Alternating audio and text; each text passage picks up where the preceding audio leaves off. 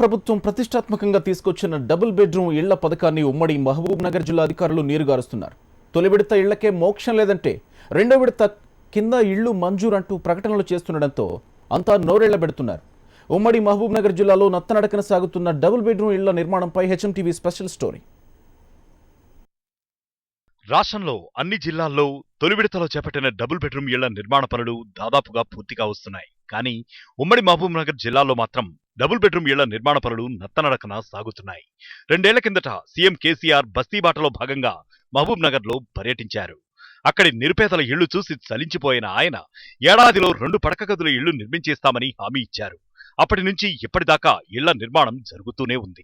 ఉమ్మడి పాలమూరు జిల్లాలో నియోజకవర్గానికి 400 ఇళ్ల చొప్పున 5,600 డబుల్ బెడ్రూమ్ ఇళ్లను మంజూరు చేశారు.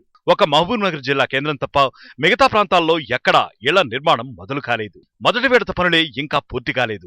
ఇప్పుడు రెండో విడత ఇళ్ల నిర్మాణం అంటూ అధికారులు చేస్తున్న ప్రకటనలు చూసి అంతా నోరెళ్లబెడుతున్నారు. ప్రభుత్వము డబుల్ బెడ్రూమ్లు ఇస్తామంటామని చెప్పి ఏది ఇవ్వలేరు సార్ ఇంతవరకు. ఎదురే గ్రామ పంచాయతీకి అసలే ఇవ్వలేరు ఇంతవరకు. అయినవన్నీ ఆ పేరు చెప్తారు కానీ ఎవరి పేరు మీద పోతున్నాయో ఎక్కడ పోతున్నాయో మాకు తెలుస్తలేదు. మీరు ఇంటికి వచ్చి చెప్తలేరు. అసలు కనీసం ఊళ్ళో గ్రామ పంచాయతీ ఉంది, గ్రామ పంచాయతీలో రెండో విడత పూర అసలే లేదు, ఏం కనిపిస్తలేదు మాకు.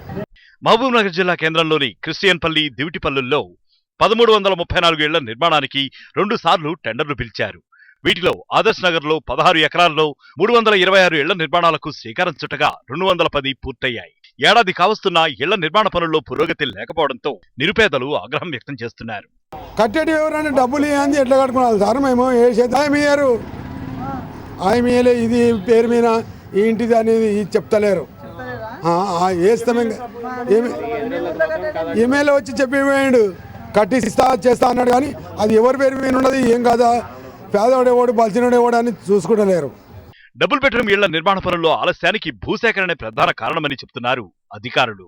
ప్రస్తుతం కాంట్రాక్టర్లది కానీ అధికారులు కానీ నిర్లక్ష్యం ఎక్కడా లేదు. ఎందుకంటే మనకు సైట్ హ్యాండ్ ఓవర్ చేసిన ఇమీడియట్లో వాళ్ళు ఇప్పుడు వితిన్ 3-4-5 మంత్స్ లోపల ఇంత ప్రోగ్రెస్ వస్తుంది. మీరు కూడా చూస్తూ ఉన్నారు ఎక్కడ. ఎందుకంటే ఇంచుమించు ఆదర్శ్ నగర్ చూస్తే 326 ఇళ్ళు ఉన్నాయి. దాంట్లో 80% మొత్తం కంప్లీట్ కావచ్చింది, అంటే విత్ ఫినిషింగ్ స్టేజ్లో. ఇంకా ఒక హార్డ్లీ ఒక 24 హౌసెస్ అవి ప్లాస్టింగ్ చేసి అయితే అయిపోతుంది.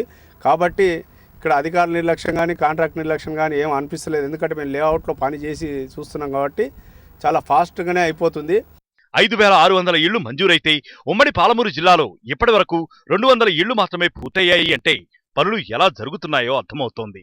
ఎప్పటికైనా ఇళ్ల నిర్మాణ పనులు మరింత వేగవంతం చేసి వీలైనంత త్వరగా తమకు అందించాలని కోరుతున్నారు నిరుపేదలు.